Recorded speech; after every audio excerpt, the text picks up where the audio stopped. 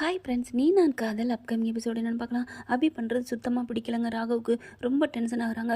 கண்டிப்பாக மதுவுக்கும் ராகவுக்கும் கல்யாணம் பண்ணியே தீர்வேன்னு ஒத்த காலில் நிற்கிறாங்க. ஊதுபத்தி மாதிரி பார்த்தா செம்ம காண்டாகிறாங்க. எல்லாரும் ஏன் கூட பிறந்த அக்கானா உயிரை கொடுப்பா இந்த அபி. அப்படியுமே அவங்க அக்கா சொல்லியுமே கேட்க மாட்டேங்கிறாங்க. சாமியாரை குட்டியாராங்க, ஜோசியரை குட்டியாராங்க, கணக்கு வழக்கெல்லாம் பார்க்குறாங்க, தேதி பார்க்குறாங்க, நல்ல நாள் பார்க்குறாங்க. பார்த்தா சூப்பர் சூப்பர்னு சுந்தரிக்கு சந்தோஷம் தாங்கலை, முரளிக்கு அதை விட. ஆனால் 6 மாதம் தீர்ப்பு கொடுத்துருக்காங்களே, அதுக்குள்ளே எப்படியா கல்யாணத்தை பண்ண பார்க்கணும் அப்படிங்கிறாங்க. யாருக்கு தெரிய போகுது? அபி சொன்னால் கேட்டு தான் தீருவான். ஏன்னா இப்போ அபியோட அப்படியே வலையில் சொக்கி போயிருக்கானே ராகவு. அதனால் அபி என்ன சொன்னாலும் கேட்பான். இதை வச்சுக்கிட்டு எப்படியாவது மதுவையும் அவனையும் கோர்த்து விடணும் அப்படின்னு நினைக்கிறாங்க. ஆனால் லாவணியாவுக்கு சேர்த்து வைக்கணும்னு சொல்லியிருக்கமே, அதுக்குள்ளே ஏதாவது பண்ணுவோம். கல்யாணத்தை பண்ணிவிட்டு இப்போ அபியவே நம்ம காடு மாற்றலையா, அதே மாதிரி மதுவை நம்ம ஒரு நிமிஷம் காடு மாற்றவும் முடியாது, நீ பேசாமல் இருங்க அப்படின்னு 2 பேரும் பேசிக்கிறாங்க, மாமியால் மருமேன்னு. அடுத்து பார்த்தா ராகு ஒரு செம்ம காண்டில் வீட்டை விட்டு போயிடுறாரு. போயிட்டு பார்த்தா ஃபுல் போதையில் வராங்க. கதவை திறக்கிறது யார் தெரியுமா? இந்த மது தாங்க. யாருமே இல்லையா அவ்வளோ பெரிய வீட்டில். அப்படியே டக்குன்னு தோளில் சாயிறாரு. வேணும் அப்படியே குடிகாரன் எப்படி வருவாங்க அதே மாதிரி வர்றாங்க. மது என்ன பண்ணுறாங்க, என்ன ராகும் இப்படி குடிக்கிறீங்க, நீங்கள் இப்படிலாம் குடிக்கலாமா அப்படின்னு கேட்டுக்கிட்டே வர்றாங்க. ஐயோ, என் வாழ்க்கையில் எனக்கு நிம்மதி இல்லை, சந்தோஷம் இல்லைன்னு சொல்லிக்கிட்டே இருக்கிறாங்களா. கரெக்டாக பார்க்குறாங்க. அப்படின்னு சொல்லி கூப்பிட்றாங்க. அவங்க உள்ளுக்குள்ளே கட்டில் உட்காந்து பார்த்தோன்னா அவங்க போய் அபி வாங்கிக்கிறாங்க ராகவை. அதுக்கப்புறம் குடிச்சிட்டு வந்திருக்காரு பார்த்துக்குங்க அப்படின்னு சொல்லிட்டு மது போயிடுறாங்க. இங்கே அபி என்ன பண்ணுறாங்க, அப்படியே ராகவை தாங்கின வாக்கில் கொண்டாந்து கட்டில் படுக்க வைக்கிறாங்க. ராகு, எதுக்கு ராகு இப்படிலாம் பண்ணுறீங்க அப்படிங்கிறாங்க. அபி, என் பொன்வண்டுடி, நீ என் பொன்வண்டு, உன்னை விட்டுட்டு நான் எப்படி இன்னொரு கல்யாணம் பண்ணுவேன் அப்படிங்கிறாங்களா. என் மனசு முழுக்க என் பொன்வண்டு இருக்கையில் நான் எப்படி என் பொன்வண்டு என் பேச்சை கேட்க மாட்டேங்குது, நான் அப்படி இப்படின்னு புலம்பி தள்ளுறாங்க. அப்படியே அபி பார்க்குறாங்க. என்ன இது, நேரில் தான் நடிக்கிறாருன்னு நினச்சோம், தன்னோட நிலம் மறந்துருந்தும் இவர் நம்மளே தான் நினைக்கிறாரு. இது உண்மையா இல்லை இதுவும் நடிப்பா, ஒன்றும் புரியலேன்னு தவிச்சு போகிறாங்க. அதுக்கப்புறம் மது வர்றாங்க. வந்துட்டு இந்த சாப்பாடை அவருக்கு ஊட்டி விடுங்க அப்படின்னு சொல்லிட்டு போகிறாங்களா. பாவம் ராகு மேலே எவ்வளோ பாசமாக இருக்காங்க அப்படின்னு அபி நினைக்கிறாங்க. அதுக்கப்புறம் ராகு ஊட்டி விட பார்க்குறாங்க. எனக்கு வேணாம், நீ எதுக்கு எனக்கெல்லாம் ஊட்டி விட்ற அப்படிங்கிறாங்க. அதுக்கப்புறம் இங்கே பாருங்கள், நீங்கள் உங்களுக்கு நான் நல்லது தான் பண்ணுவேன், நீங்கள் மது மேலே உயிராக தானே இருக்கீங்க, அதனால தான் அப்படின்னு சொல்லிட்டு சமாதானப்படுத்த பார்க்குறாங்க. ராகு என்ன பண்ணுறாங்க, போகிறாங்க, போயிட்டு ஆகாஷ்டையும் அணுக்கிட்டையும் பேசுகிறாங்க. இங்கே பாருங்கள், அபி பண்ணுறது எனக்கு சுத்தமாக பிடிக்கவே இல்லை அப்படிங்கிறாங்களா. நாங்கள் என்ன பண்ணுறது, நானும் எவ்வளோ சொல்லி பார்த்துட்டேன், என் பேச்சை கேட்க மாட்டேங்கிறாளே அப்படின்னு சொல்ல. அணு உங்கள் பேச்சதை நல்லா கேட்பால, சொல்லுங்களேன் அப்படின்னு ராகவ் சொல்கிறாங்க. ஆகாஷ், என்னடா அது, என் காதலை சேர்த்து விடா, நான் அபி மேலே உயிராக இருக்கேன்டா, நீலாம் சொன்னில்ல அபி நல்லவங்க சேர்ந்து வாழணும், அவங்க ரொம்ப நல்லவங்கண்டு, நீலாம் சொல்லித்தாண்டா மனசு மாறினேன். அதுக்கப்புறம் அவன் ரொம்ப நல்லவன் எனக்கு புரிஞ்சிச்சுடா, அதனால தான் நான் என் உயிரை அவகிட்ட கொடுத்து பழகினேன். ஆனால் அவள் என்னை புரிஞ்சுக்க மாட்டேங்கிறாடா, இப்போ என்னை வேற ஆள்கிட்ட சேர்த்து வைக்க நினைக்கிறாடா, ப்ளீஸ்டா அப்படிங்கல. ராகு, நீங்கள் இவ்வளோ உயிராக இருப்பீங்க நான் நினைக்கவே இல்லை அப்படின்னு அனு சொல்கிறாங்க. ஆகாஷ் வந்துட்டு, நீ இவ்வளோ மாறி இருப்ப, ஆனால் ஏன் இந்த அபிக்கு புரியவே இல்லை அப்படின்ட்டு இருக்காங்களா. என்னை எப்படா சேர்த்து விடா ப்ளீஸ்டா அப்படின்னு சொல்லி கையை பிடிச்சி கெஞ்சுறாரு. அண்ணா, நீ இதெல்லாம் கெஞ்சணும்னு அவசியமே இல்லை, உன்னை சேர்த்து வைக்கின்ற என்னோட பொறுப்பு, அதான் 6 மாதம் டைம் இருக்குல்ல, பார்த்துக்கலாம். எங்கே அவள் கிழிச்சா, அவள் தான் தேதியெல்லாம் குறித்து வச்சுட்டா, ஒன்றும் புரியலை, என்ன பண்ணுறதுன்னு புரியல அப்படிங்கிறாங்க. கரெக்டாக அபி வந்துடுறாங்களா. வந்த கையோட அப்படி பார்க்குறாங்களா. அப்படி 3 பேரும் திருன்னு முழிக்கிறாங்க. என்ன பார்த்துட்டு இருக்கீங்க, நான் சொன்னது தான், மதுவுக்கும் ராகவுக்கும் கல்யாணம் நடந்தே தீரும் அப்படிங்கிறாங்க.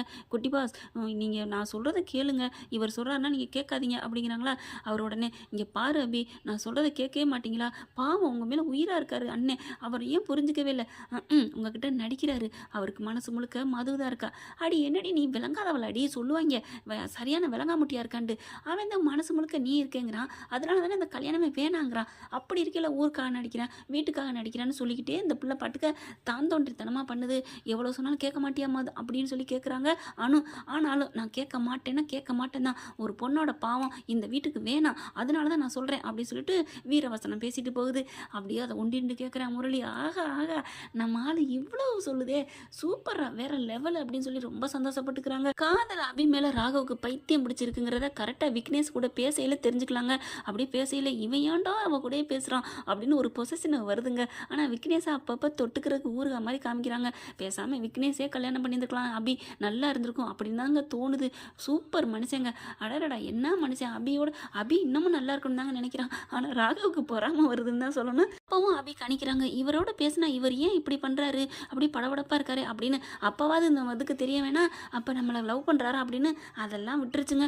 கண்டிப்பாக கல்யாணம் பண்ணியே தீர்வேன் அப்படிங்குது. கண்டிப்பாக கல்யாணம் பண்ணியே தீர்வுன்னு ஒத்த காலில் நிற்கிது. அடுத்து பார்க்குறாங்க, ராகவ் எவ்வளோ தலையால் தண்ணி குடிச்சு பார்க்குறாரு, கேட்கவே மாட்டேங்கிறாங்க. என்னென்னமோ சொல்லி பார்க்குறாங்க. அபி ப்ளீஸ் அபி அப்படின்னு சொல்லிட்டு, முடியவே முடியாது அப்படிங்கிறாங்களா.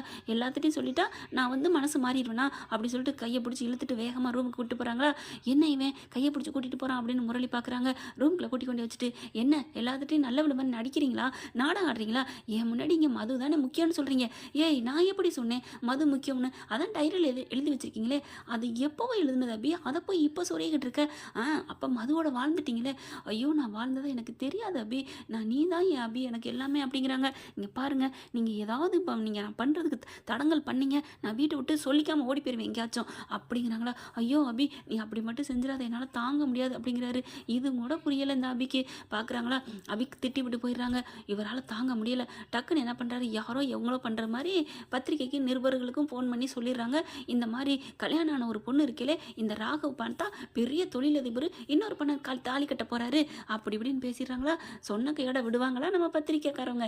தீனி போட்டது மாதிரி சும்மா பறந்து பஞ்சா பறந்து ஓடி வர்றாங்க. வந்த கையோட வாங்க சார் வெளியில் வாங்க வெளியில் வாங்கன்னு கூப்பிட்றாங்க. எல்லாரும் வெளியில் வராங்க. என்ன இப்படி? ஏன் சார் இந்த உலகத்துக்கு இந்த ஊருக்கே நீங்கள் தான் ரோல் மாடலாக இருக்கீங்க, அப்படிப்பட்டவங்க எப்படி சார் ஒரு பொண்டாட்டி விட்டுட்டு இன்னொரு கல்யாணம் பண்ண போச்சு அப்படின்னு கேள்வி மேலே கேள்வி கேட்க அப்படியே ஒன்றும் தெரியாத மாதிரி அப்படிங்களா அப்படின்னு அபியை பார்க்குறாரு. அதுக்கப்புறம் உள்ளூர மனசுக்குள்ள அப்படியே சந்தோஷம் ஓடுதுக்கு அப்படியே ராகவுக்கு. வாங்கடா கேள்வி கேளுங்க கேளுங்க, பதில் சொல்றீ பதில் சொல்லு அப்படிங்கிற மாதிரி மனசுக்குள்ள நினைக்கிறாரு. இப்போதான் எனக்கு சந்தோஷமா இருக்கு. அப்பாடா இனிமே இந்த அபி 6 மாதத்துக்கு கல்யாண பேச்சை எடுக்க முடியாத அளவுக்கு கேள்வி கேட்பாங்கல்ல அப்படிங்கிற கரெக்டாக துருவி கேட்குறாங்க. நீங்கள் தானே அவங்க பொண்டாட்டி, எப்படிம்மா நீங்கள் விட்டுட்டு இருக்கீங்க, நீங்கள் ஆஞ்சு எடுக்க வேணாம், என்னை விட்டுட்டு எப்படி இன்னொரு கல்யாணம் பண்ணுறேன்னு.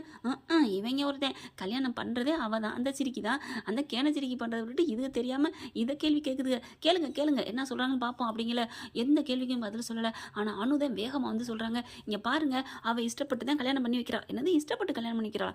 ஆமாங்க அவள் சம்மதத்தோடு தான் பண்ணுறா, அதனால் யாரும் ஒன்றும் கேட்க வேணாம் போதுமா அப்படிங்கிற ராகவ் பார்க்குறாங்க.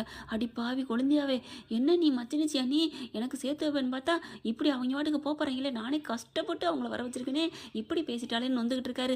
அதுக்கப்புறம் டக்குன்னு அவங்களே அணுவே அவங்ககிட்ட சொல்கிறாங்க, இங்கே பாருங்கள் என் தங்கச்சி சம்மதத்தில் கல்யாணம் பண்ணுறா, அதனால் நீங்கள் வந்து யாரும் தொந்தரவு பண்ணாதீங்க அப்படின்னு சொன்ன கையோட அபி பார்க்குறாங்க. என்னது அக்கா இந்த கல்யாணத்துக்கு சம்மதம் எனக்கு இஷ்டப்படியே பேசுகிறாங்க, மாற்றி பேசுவான்னு நினச்சேன் அப்படின்னு சொல்லி அடுத்து ஆனும் சரியான கொக்கியை போடுறாங்க. ஆமாங்க என் தங்கச்சி இஷ்டப்பட்டு தான் கல்யாணம் பண்ணுறா, அதனால் நீங்கள் யாரும் இதை பற்றி எதுவுமே பேச தேவையில்லை, மரியாதை கிளம்பி போங்க அப்படிங்கல. என்னம்மா குடும்பத்தோட கிறுக்கா இருக்கிறீங்க, இப்படி ஒரு நல்ல பொண்ணாக இருக்கா, இந்த ஏயா உனக்கு என்னையா குறைச்ச, இந்த பொண்ணை விட்டுட்டு இன்னொரு கல்யாணம் பண்ண போகிற அப்படிங்கிறாங்க.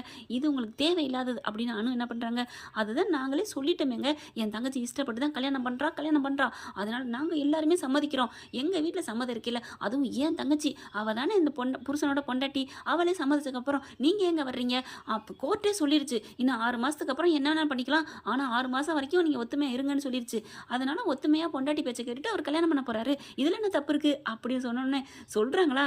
சொன்ன கையோட ஆ ஆ மச்சினிச்சி பாயிண்ட்டை பிடிச்சிட்டாலே கரெக்டா அப்படின்னு ராகவ் சந்தோஷப்பட அப்படியே அபி அடி பாதகத்தி போட்டு விட்டாலே அப்படின்னு நினைக்கிறாங்க. அபி கரெக்டாக அந்த போய் திரும்பி போக போகிறவங்க எல்லாரும் அப்படியே திரும்புகிறாங்க. என்னது 6 மாதம் டைவர்ஸுக்கு அப்புறம் தான் அப்ளை பண்ணியாச்சா, கோர்ட்டில் இந்த மாதிரி தீர்ப்பு கொடுத்துட்டாங்களா, ஆஹா அப்போ 6 மாதம் இருக்கா, அப்படி இருக்கல ஏன் 6 மாதத்துக்கு முன்னாடி சீக்கிரம் பண்ண போகிறீங்க, அப்போ நாங்கள் எல்லோரும் பார்த்துக்கிட்டே இருப்போம், 6 மாதம் வரைக்கும் நீங்கள் இந்த பேச்சை எடுக்கப்படாது, கோர்ட்டை அவமதிக்கிறீங்களா அப்படி இப்படின்னு சொல்ல வச்சுட்டாளா ஆப்பு அப்படின்னு அப்படி நினைக்கிறாங்க.